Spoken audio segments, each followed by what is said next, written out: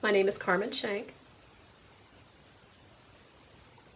and I'm a weaver.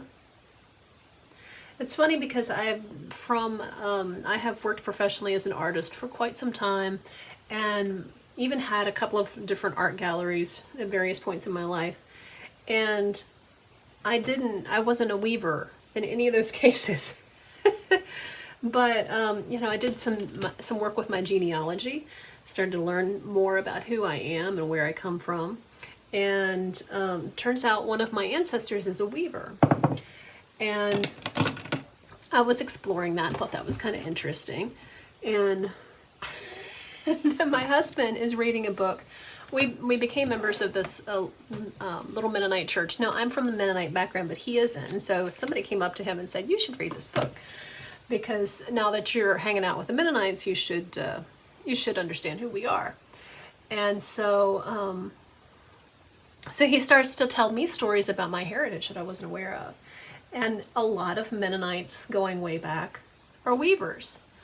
I didn't know that, but what it's done is it's given me the sense of connection to my heritage as an artist that is new and kind of exciting for me. So I have enjoyed that.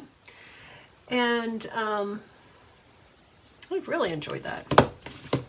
Xavier was telling me about my heritage, that there were so many really weavers in our community in the Mennonite heritage history that were really good at what they did. And so people knew back in the day that if you really wanted a specially beautiful cloth, to go to a Mennonite. And I hadn't been aware of that part of my heritage. So, I mean, I had been loving weaving anyway, but realizing that it's a part of my people, so to speak, was really pretty exciting. So it has made me think a little bit more purposefully about weaving, and to take it a little bit more seriously, because this is it's not only a fun thing to do and a fun hobby, but this is genuinely part of who I am. It's part of who my people are. And it gives me a connection. It gives me a sense of connection to people who I don't know, but they're part of my DNA. And that's cool. I'm good with that.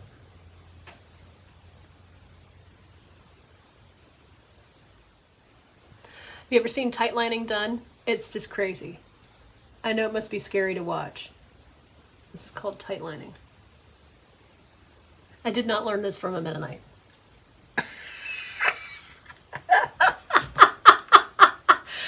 Yeah. The reason why that's so funny to me is because most Mennonites don't wear makeup.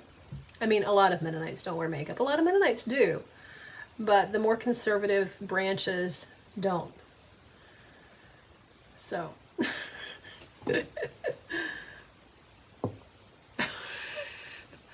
I'm not sure if that's a joke I'm supposed to make.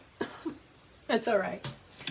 I'm kind of getting used to doing things I was taught not to do. Okay, so I've got a little bit of this Young Living, let's see, is this the multitasker? No, this is the Young Living black eyeshadow. It's not the multitasker, that's different stuff. But what I really love about this is that I've been using a black eyeshadow for eyeliner for many years, and I just use the brush with a little bit of liquid and just moisten the brush and grab some on there and use it. But what I've been using for many years had a tendency to disappear in certain kinds of light, which was really irritating. And it seemed to always happen especially badly like in hotel lighting, and it would turn, instead of looking black on the skin, it would just turn to kind of a reflective sort of gray. And it just didn't do what eyeliner was supposed to do. So discovering this black that is genuinely black and stays black, oh, I just love it so much. It's a big improvement. And you know what? Having an actual genuine line right there, kind of right in with the eyelashes, that is just really nice and dark black. I learned this from Wayne Goss, by the way. It makes such a difference in making your eyes really pop. And my eyes are not popcorn, so I don't need them to pop like popcorn, but I do want them to be visible and to be nicely lined. See? That's an improvement, isn't it? And I might mention that this is the best brush ever. And I don't know if you, this is a Wayne Goss brush also. I am a fan. There is just, actually, there's, I don't know, maybe 5 millimeters on the end of this brush that's actually bristles. I don't know if you can actually see that. That's all. And the rest of it, I use my hand as a palette. That's not particularly attractive. It's just this really super fine little brush, and I love it. It has absolutely changed the game between the combination of the Young Living black eyeshadow and this brush. It's a complete game changer for me. So let's do some eyelashes. And you know, this is a very simple kind of minimalist makeup routine that I bought off of Amazon. That is, oh, we really need to use the scary side of the mirror for this. Okay, I have super blonde lashes, so I always do one pass down on the upper side of the lash, because if I don't, and I look down, I'll have those blonde little eyelash roots, which is really bizarre looking. I mean, if you look at somebody with genuinely blonde eyelashes and they're peeking out, oh, it's just really funny. So here's how you do it. You just go sweep down from the top and then come back and go do the normal up thing. And preferably try not to glue them all together in one ginormous clump, because that's not particularly attractive. I only do the upper lashes. I look like a sad clown when I do the lower ones, so, you know, learn from your mistakes. Not everybody looks good with the lower lashes done. And so I genuinely pull makeup off of the lower lashes if I accidentally get it there. Okay, so I'm starting to look and feel a little bit more human. The finishing touch for me is a little bit of concealer under the eyes.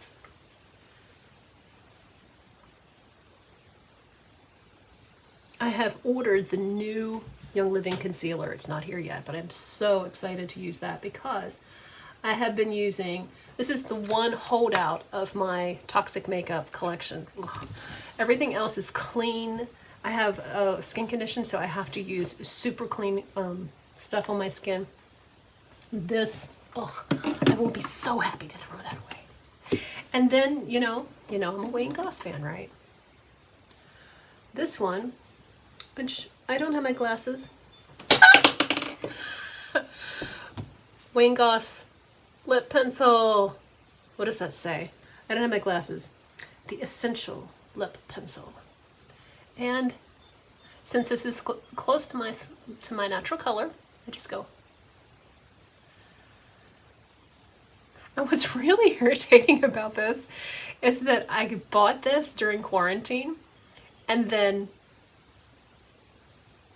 I had to wear a mask. And so I have this amazing new nude lip color, and I can't show it. I have to put a mask on when I'm going out. So I haven't got to show anybody my amazing new lip color, which I really love. The Wayne Goss lip gloss. And I have not been, I'm not a lip gloss fan, because usually the formula is a little sticky. It can get a little bit ick. This one doesn't, which is really cool. So, loving that. Wayne Goss, yay! Handsome fellow. And I can't even begin to read the color name on this. Sorry. Look for these. Amazing. Beautylish. But isn't that cool? I mean, it's like camouflage for your lips, which I dig, because the older I get, the more that if I put a color on my lips, and I have that, have you heard of resting bitch face? Yeah. So that is definitely something that is pertinent in my case. And so and I have kind of thin lips anyway, so if I'm wearing a strong color on my lips, it just makes me look, it has the power to bring out the resting bitch face to a whole new level. I'm sorry, it's just not attractive. All right, let's see if I can do something with his hair. Could be a lot worse. Let's see what I can do. What cracks me up is that many people know me from my haircutting video. And, and so I was teaching people how to do the classic minimalist, super simple hair. And then just about that time, I quit cutting my hair. Time to explore something new. Here we go.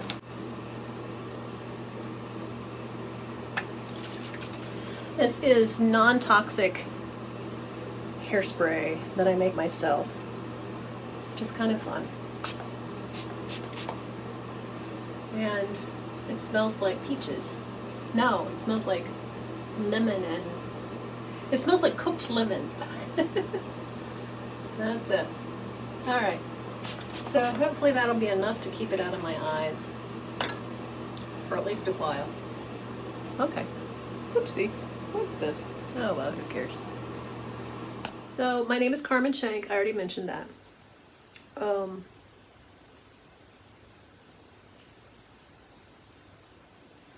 There. Now I feel human again. I am a retired restaurant owner, and we found restaurant ownership life to be kind of crazy, and that was before COVID, which, you know, really went crazy at that point. But we sold our restaurant and bought a tiny house, and it was one of those opportunities in life where you just really, you know, clear the slates, hit the reset button. And it was amazing. And it led to my first book, Kitchen Simplicity. I talk a lot about the lessons that I learned living tiny. And then COVID came along. But what I hadn't realized was that I had kind of gotten life back on that super busy lane again. And it was unintentional, but it had definitely happened. And it had definitely was taking a toll. I was really not loving it. So I kept my crazy pace for a while when people were getting laid off, and a lot of people were suddenly, staying at home all of a sudden. And then I was like, this is an amazing opportunity to just stop for a minute, just to catch my breath. We are all kind of hitting the reset button. And I know how powerful it was the last time we did that. And maybe this is an opportunity to really learn something. So I did. I kind of quit. I just quit. I don't know if you've ever done any research about having a social media brand, but they say you need to do this, this, this, this, this, this, and all of a sudden there's this tremendously huge list of things that you need to do. And I quit. I just quit. No. As I realized it, as I stepped back and took a look at my life, I was in my office all the time. I got up in the morning, I kind of got the whole get dressed routine. I came in this office, this room, and I sat down at my desk somewhere between 8:30 and 9:30, and then I would, scoot out to the kitchen for lunch or whatever, and I would be in this room until 8:30 or 9:30 or sometimes later, when I would knock off, go get some supper, and watch something and fall asleep. And then get up and do it all over again. And I was not feeling it. You know, I had gotten to a place where I could read a page in a book and have to read it 3 or 4 times before it would actually start to sink in what it actually meant, because I was in this kind of overwhelmed, striving place, and any little tiny distraction could just poof. And it made it so hard to think, to keep a thought, and it was really crazy frustrating. So I quit. That's probably one of the best things I've ever done. You know, anytime you get the opportunity to just stop and breathe is a good thing. And I think if COVID has taught us anything, it's that stop and breathe is a good thing. And if any of the scenarios recently have taught us anything about the human condition, it's taught us that breathing is everything.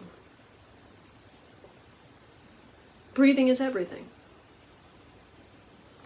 And when one human says to another, I can't breathe, and we don't automatically stop and help each other instead of do harm, that's a real problem. That's a fundamental humanity problem. That is a question of good and evil. And I have a lot of privilege in my life. So much privilege in my life. And it's just felt like it would be wrong not to really breathe. Because I can.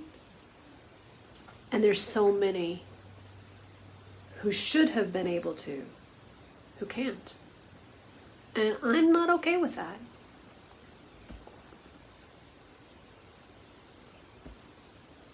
I am genuinely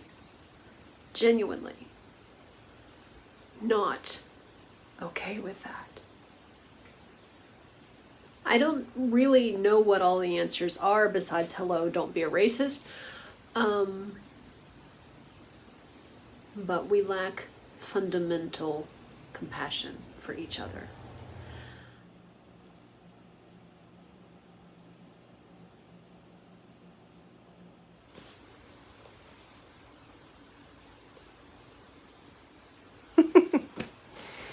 So I picked up this book, Getting Unbusy.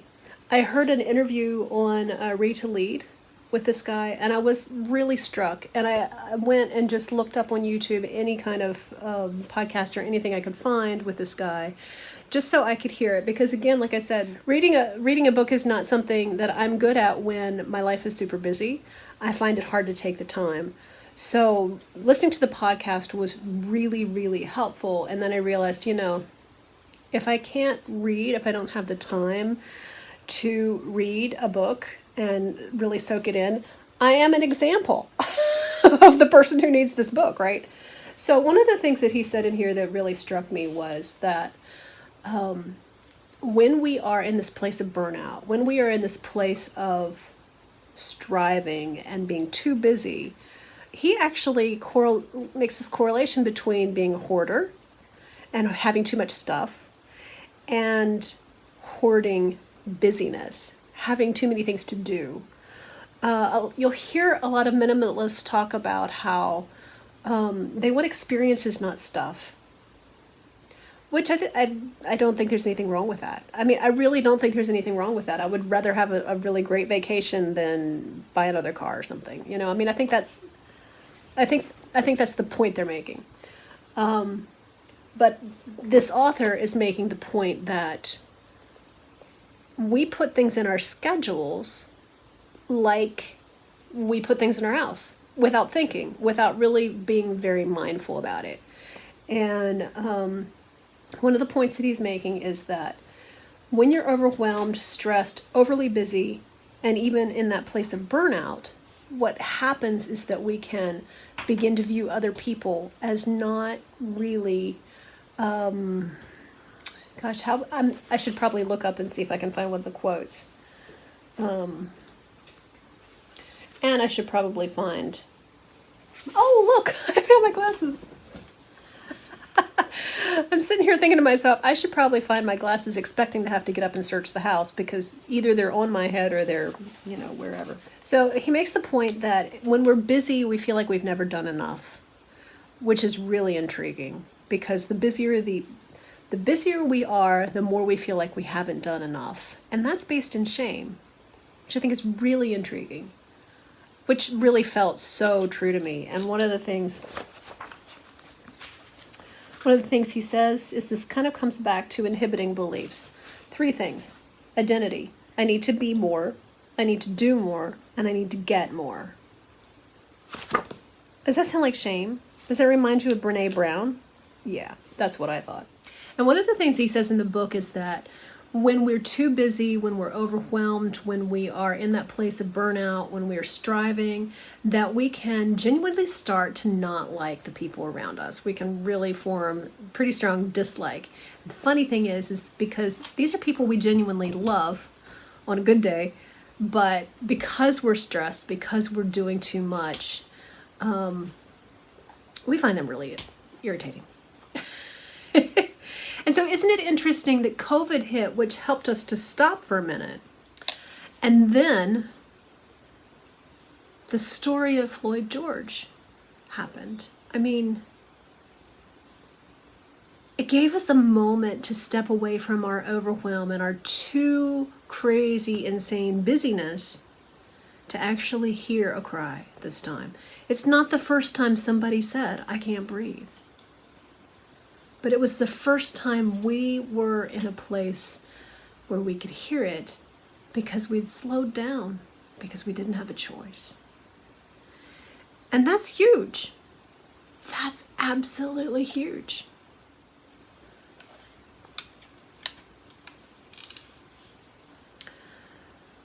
I can't breathe. Floyd died on Memorial Day in Minneapolis. Eric Gardner, who died in 2014. So many others. Another gentleman who died in Austin, Texas, following a vehicle chase. Manuel Ellis. So many people. During fatal arrests. Fatal. An arrest is not supposed to be an arrest, conviction, sentencing, and execution. An arrest is supposed to be just an arrest. I took an online quiz and I got a test result that was pretty surprising. It called me a hoarder. And I guess if you look at the wall behind me, you can understand why it called me a hoarder. I don't think of myself as a hoarder. I'm a collector. I collect beautiful, beautiful yarn, but it's with a purpose. I think it's important to note that when we're too busy, we just don't really have space in our minds and in our hearts to really take it in when something really horrible happens. It's like, I can't think about that right now. I've got work to do. Or let me finish this and then I'll think about that. You know, it's too easy when we're super busy to not really allow ourselves to be genuinely moved and impacted. You know, it's entirely possible to be a white person in this country right now and just turn off the news and just make it all go away. And I don't think that's the right answer. I mean, there's a lot of stuff flying around right now about what the right way to respond is. And I don't really want to join that conversation.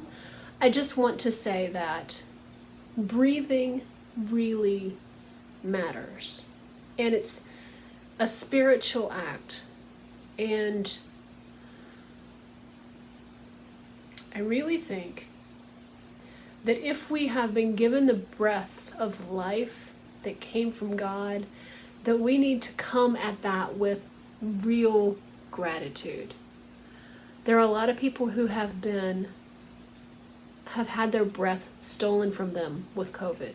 And there are people who have had their breath stolen from them through systematic racism and police brutality.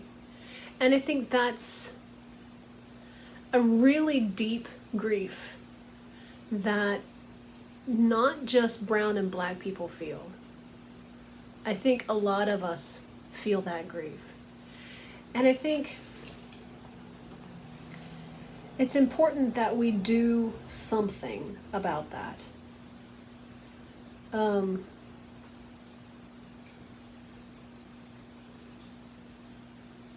it's important that we remember that the best way to be present in these situations where there's so much injustice in the world, one way to be present is to not be too busy. Not to be so busy that we can't hear a cry when somebody is in trouble. Not to be so busy that we are unable to stop for a minute and help somebody. I mean, it's the classic Good Samaritan story, right?